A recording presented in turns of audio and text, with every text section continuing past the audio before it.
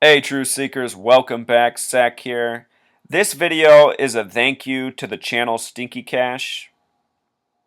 Stinky Cash is a talented video maker. I do not agree with him on all of his content, just as he does not agree with me on all of my content. And at the beginning of this baseball season, when I made the prediction that the Mets would be in the World Series, Stinky Cash, as a New York native, as a Mets fan, decided to take the liberty to make fun of my prediction and my methods of using gematria and numerology. He was saying they were baseless methods, they were ridiculous, I was ridiculous. It got a little bit nasty. In the beginning of the baseball season, Stinky Cash even had a video up making fun of my video on the first no-hitter of the season where I said that no-hitter was proof that the Mets would be in the World Series. Anyhow, Stinky Cash has since taken down that video, I think in part because he realized the Mets went to the World Series. I'm not mad at him over any of that. For both of us, this has been a lesson learned. What I want to show here is how he has been a big enough man to admit that he was wrong and that there really is something to this rigging of sports as I am trying to teach the world. Stinky Cash, a very talented video maker, uploaded this video yesterday in light of all that he observed this past season. Please enjoy, and thank you again, Stinky Cash.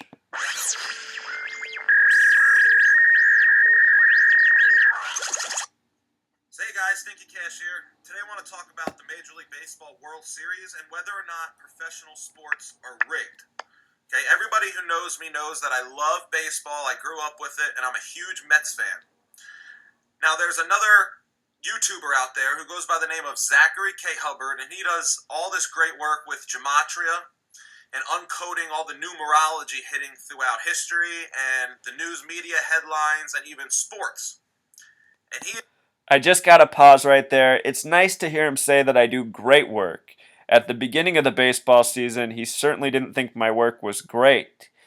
And again, for all of my critics and skeptics out there, this can be you too. I don't really care what any of you think about me. All I care about is that people wake up to the truth of what's going on in this world. For my own sanity, I need my fellow man to wake up. I've been awake all my life. I've been demonized all my life for being awake. I'm tired of living in this world this way. I want people to wake up to truth. That's all I want. All right, let's continue. is pretty much certain, he's convinced himself that sports are 100% scripted and that they're scripted by the numbers. It's not just rigged and fixed, but it's actually scripted, and the numerology has a lot to do with it. I'll pause there and I'll say I haven't convinced myself. What's convinced me is watching sports, the outcomes, and the way the games are manipulated. Just a small detail. Now, I've seen a lot of the anomalies. I tend to think the NBA and the NFL are more scripted than Major League Baseball, but I still haven't been 100% convinced that Major League Baseball is scripted. But I admit that I've seen the anomalies. And during this past World Series, which my team made it to, the New York Mets played the Kansas City Royals, I watched with an open mind, and I did see some anomalies in the World Series. And in this video, I tend to break down some of those plays and some of those numbers, so-called coincidences that I discovered. So if you go back to March, I made a video titled Yale Skull and Bones and the Occult Origins of the New York Mets. And in this video, I broke down the history of the Mets, their original owners, who were Joan Whitney Payson and George Herbert Walker II, who were both Yale Skull and Bonesmen, Freemasons, occultists, you name it. Okay? The Mets are all wrapped up in the occult. And in that video, I more or less predicted the Mets to win the World Series based on a theory surrounding Matt Harvey, number 33, the savior of the Mets. Now, the Mets didn't win the World Series, but that doesn't mean that the World Series wasn't scripted. It just means that we read it wrong. It could very well have been that the Mets were supposed to win the pennant and lose in the World Series to Kansas City, which is exactly what happened. So let's go over some of the anomalies I saw. Let's start off with Game 3. Game 3 was the only game of the series that the New York Mets won. They won 9-3. Zachary K. Hubbard has done a lot of work showing the significance of the number 39 and 93 and its relation to the city of New York.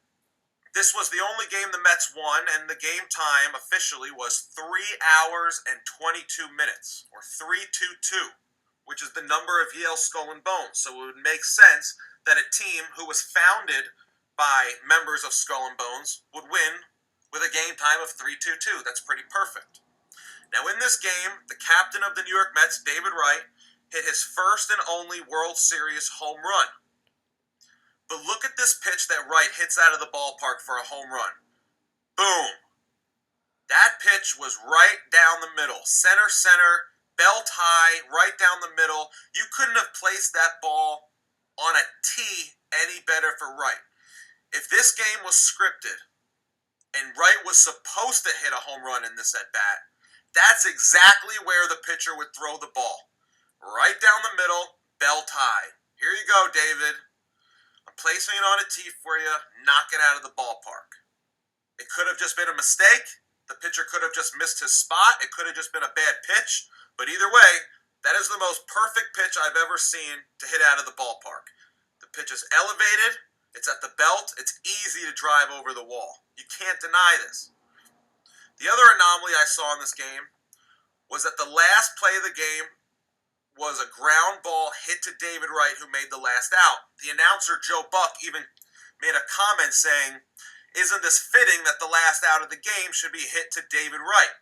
But look at the swing by a guy who is a great hitter, an all-star, Kendry Morales. Look at the swing he takes on the last pitch of the game, on Familia's 11th pitch of the game. This swing is the most awkward swing I've ever seen. It's almost as if he was intentionally trying to hit the ball to Wright. I mean, look at the swing in slow motion. He couldn't have placed the ball any better right at David Wright. Now, maybe he was fooled. Maybe it was a nasty pitch. It looks like a 94-mile-an-hour sinker or split finger. But either way, he's a great hitter.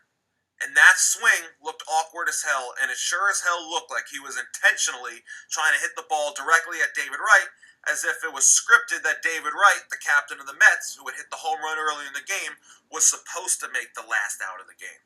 And that's why Joe Buck made the comment about that. Now let's move on to Game 4. The GOAT of Game 4 for the New York Mets was Daniel Murphy, who was the hero in the National League Championship Series versus the Cubs. Now, the Cubs haven't won a World Series in like 100 years because they're said to be cursed by the Billy Goat, which was named Murphy, which is funny because Murphy played the GOAT of Game 4. And in a Twitter commercial, which aired before the World Series, they put a goat over Daniel Murphy's head. Now, was this predictive programming? Was this foreshadowing the fact that Murphy was going to be the GOAT of this series? Possibly. Either way, I find it disrespectful that they would put a goat head over a nice Christian boy's head like Daniel Murphy. So now let's fast forward to Game 5. The game that I thought the Mets would win. They had Matt Harvey, number 33, their savior, on the mound. But let's look at some of the numbers surrounding this game. Matt Harvey threw exactly 111 pitches. In the last game of the 111th World Series, which was played on November 1st, or 11-1. And it ended in New York, which if you sum in simple English gematria, equals 111. Is that coincidence? It's a hell of a coincidence. Now, it was controversial, but Matt Harvey argued his way back into the game for the 9th inning. He ended up blowing the game in the 9th inning. And because he wasn't able to record a single out in the 9th, he ended his season with exactly 216 innings. Now, Matt Harvey's innings limit has been highly publicized. It's been a great deal of controversy. His agent, Scott Boras, didn't want Matt to go over 180 innings for the season, and this was reported, and the media completely blew it up. But the fact that he didn't record a single out in the 9th, he finished his season with exactly 216 innings. There are 216 stitches on a baseball. 216 is 6 cubed, or 666. 6 is the number of man. It's also the number of the synagogue of Satan, the Zionists, who just so happen to own the Mets. Okay? I also noticed that the Kansas City Royals have a player named Lorenzo Cain, spelled just like in the Bible, Cain, C-A-I-N. Now, Lorenzo Cain wears number 6, and I find that to be a hell of a coincidence. You got Cain, who was the seed of Satan, who killed his brother Abel, wearing the number 6, which is the number of man and the number of the synagogue of Satan. The Zionists love the number 6. This is why 6 million Jews died in the Holocaust, supposedly. Right? That's 6 with 6 zeros. The 6-Day War. The 6-pointed star, which is all encoded with 666. 6 is their number. Okay? They love it. It's the number of man. It's the number of the synagogue of Satan. Now, in the last inning of Game 5, this guy Cain hit a bases-loaded double, scoring 3 runs. And after he did that, this is how number 13, Perez, reacted. Flashing those devil horns. The Masonic hand signs. Now, is this enough to prove that sports are scripted? That they're rigged? That they're all designed by the numbers, by the numerology? I'm not sure. So I ask myself all the time, how does it work? How is it scripted? Is there 1 or 2 players on each team that are in on the act? Is it the umpires who are behind the rigging? Are these umps or like the NFL refs or the NBA refs, are these guys just like secret society Freemason types who are planted in the game and control pretty much the entire outcome of the game just to rig it? I mean, think about how much control an umpire or a referee has over the outcome of a game. On top of that, Major League Baseball has gone to instant replay, where they send it to a man in a bunker in New York, and you really don't even know who's in that bunker or who's actually making the call. It could be anybody. There's no accountability. There's no camera in the bunker showing you who's making these decisions. It's definitely sketchy. And I definitely think it's pretty crazy that the New York Mets lost the 111th World Series on 11-1 in New York City. Let me know what you think. Let me know if you think sports are rigged. Let me know how you think they do it. And let me know why you think they do it. I mean, obviously, sports are used to distract. Sports are used to keep us distracted, keep us like sheeple. We're all worried about the outcome of the World Series or all the football games on Sunday when we should be more worried about important things. You know, there was no organized sports back in 1776. Can you imagine if they had the NFL or television back in 1776? There might not ever have been a revolution, you know? All the revolutionaries might have gotten together and said, hey, you want to fight a war? Oh, I can't fight a war today. I got to watch the baseball game. You know, I got to watch Keeping Up with the Kardashians or the Jersey Shore, you know?